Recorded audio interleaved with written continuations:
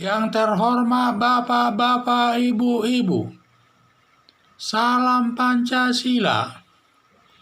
Bapak-bapak, Ibu-ibu yang melihat video saya ini, tolong jangan lupa subscribe, like, dan di-share. Sifatnya gratis.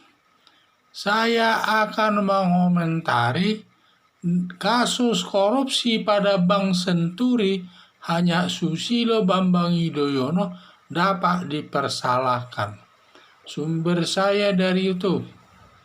Bank Indonesia telah memberi pinjaman uang sebesar 6 triliun kepada Bank Senturi. Pemberian kredit kepada Bank Senturi seizin daripada Presiden Susilo Bambang Yudhoyono. Karena ketentuannya pinjaman 6 miliar cukup izin daripada Gubernur Bank Indonesia Budiono saat itu. Dan pinjaman 6 triliun harus seizin Presiden Republik Indonesia. Maka pemberian pinjaman 6 triliun rupiah kepada Bank Senturi adalah seizin daripada Presiden Indonesia, yaitu Susilo Bambang Yudhoyono.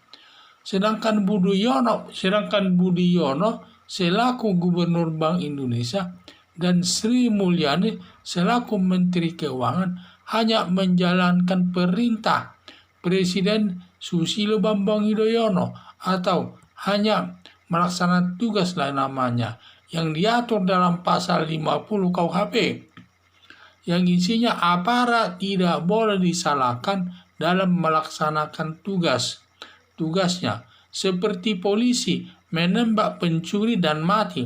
Tidak bisa menyalahkan polisi karena polisi melaksanakan tugasnya untuk menjaga keamanan dan ketertiban di tengah-tengah masyarakat.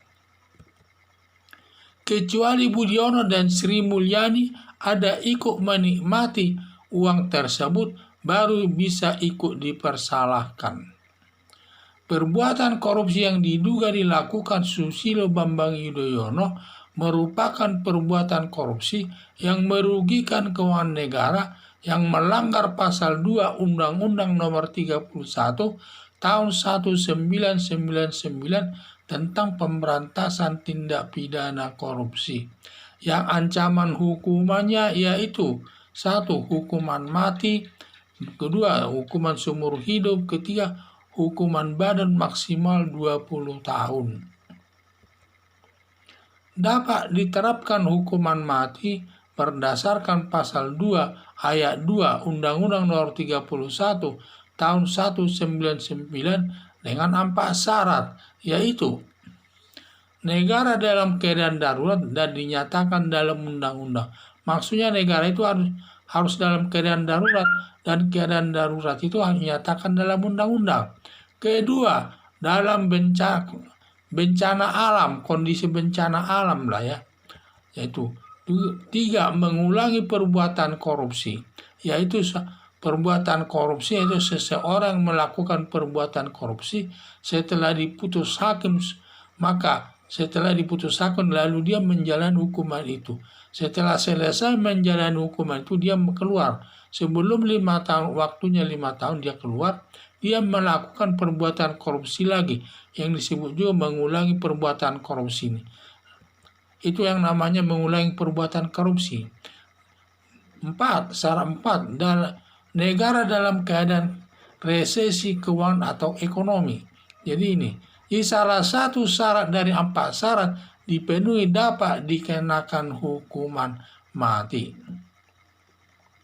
Sekarang negara Indonesia dalam keadaan bencana alam dalam bentuk yaitu pandemi virus corona.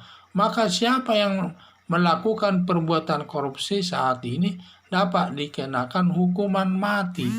Jadi saya lihat pelaksanaan hukuman mati itu tidak langsung bisa diterapkan. Ada 4 syaratnya dalam melaksanakan hukuman mati tersebut. Itu dalam ketentuan dalam siapa yang bertanggung jawab perbuatan kejahatan tersebut. Kalau di sini karena yang memberikan izin memberikan pinjaman kepada Bank Senturi itu sebesar 6 triliun adalah Presiden Susilo Bambang Yudhoyono pada saat itu, maka direktur gubernur atau gubernur Bank Indonesia dia tidak berhak, karena dia hanya boleh memberikan kredit kepada Bank Senturi sebesar 6 triliun. Tetapi di atas 6 triliun atau 6 miliarnya dia yang bisa. Direktur Bank Indonesia ini hanya bisa memberikan pinjaman kepada masyarakat sebesar 6 miliar. Sedangkan dia sebesar 6 triliun itu harus izin Presiden Susilo Bambang Yudhoyono pada saat itu. Itulah persyaratannya. Karena yang memberikan izin dalam pemberian pinjaman kepada Bank Senturi sebesar 6 triliun adalah izin daripada Presiden, maka yang bertanggung jawab adalah Presiden. Sedangkan Gubernur Indonesia yaitu Budiono dan Menteri Keuangan Sri Mulyani, mereka hanya melaksanakan tugasnya itu, melaksanakan perintah atasan daripada Presiden Susilo Bambang Yudhoyono yang diatur dalam pasal 50 KUHP, yang intinya tidak boleh dipersalahkan kalau orang melaksanakan tugasnya.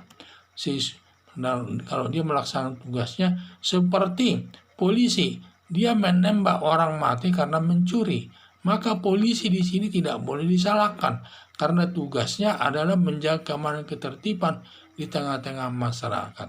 Itulah saya lihat bahwa dalam saat ini siapa yang melakukan perbuatan korupsi, karena dalam pandemi virus corona sekarang ini dapat diterapkan hukuman mati. Sekian dan terima kasih.